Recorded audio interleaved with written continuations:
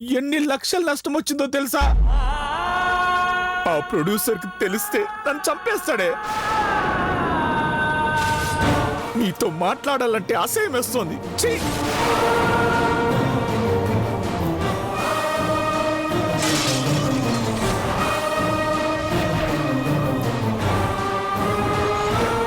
డబ్బులు లేక జైలుకు పోవడం ఖాయం.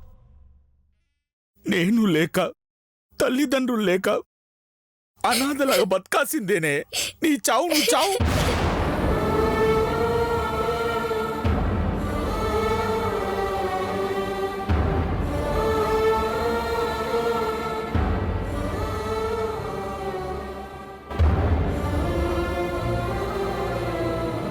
సారీ మామ, గట్ల జరుగుతుందని అనుకోలే మామ.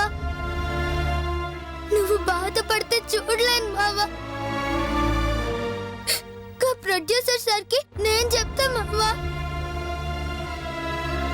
ఆయన కాళ్ళు కూడా మొక్కుతా మామ. నీ బదులు నేను జైలుకి పోతా మామ. లేకుంటే మా అమ్మ కాడికే పోతా మామ. మా అమ్మ కాడికే పోతా మామ. కాడికే పోతా మామ. కాడికే పోతా మామ. కాడికే పోతా మామ.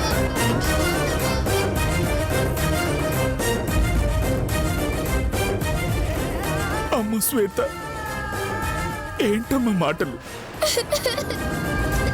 బట్టలు కాలిపోయిన బాధతో అన్నానే కానీ నీ మీద కోపంతో కాదమ్మా.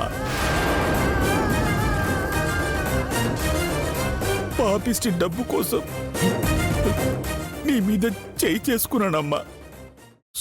సారీ అమ్మా, ఇంకెప్పుడు కొట్టను. ఇంకెప్పుడు కొట్టను. ఎప్పుడు కొట్టను.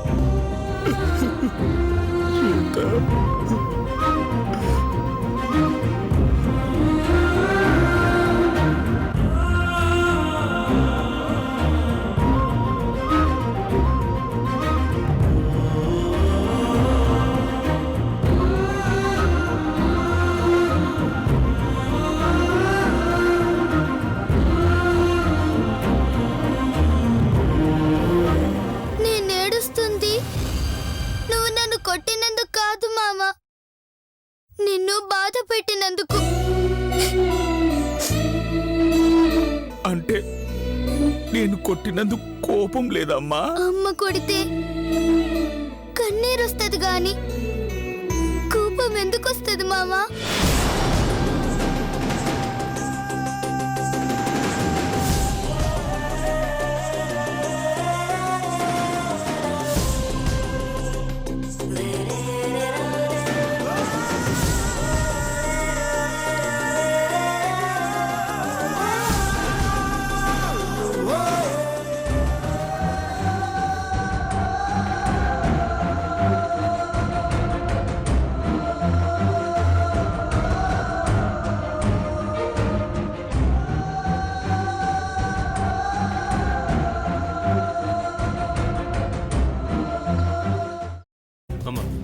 అలాంటి వాళ్ళది నిజమైన ప్రేమ కాదు, అది వ్యామోహం.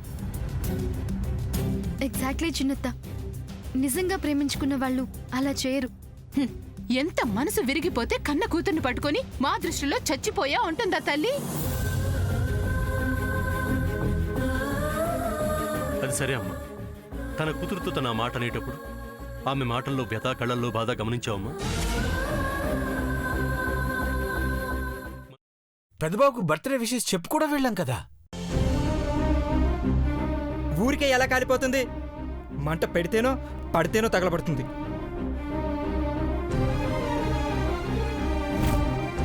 కరెక్ట్ చిన్నబాబు, నీకొచ్చినట్టే నాకు డౌట్ వచ్చింది.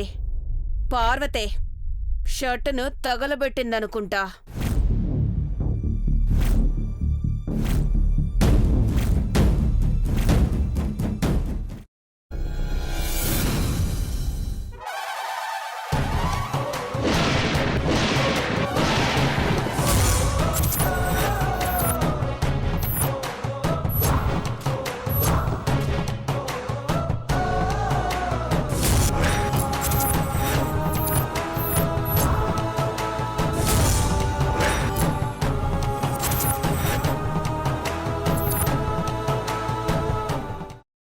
తీసుకున్న తర్వాత పొట్టు తీసేసి చాప్ చేసి పక్కన పెట్టుకోవాలి.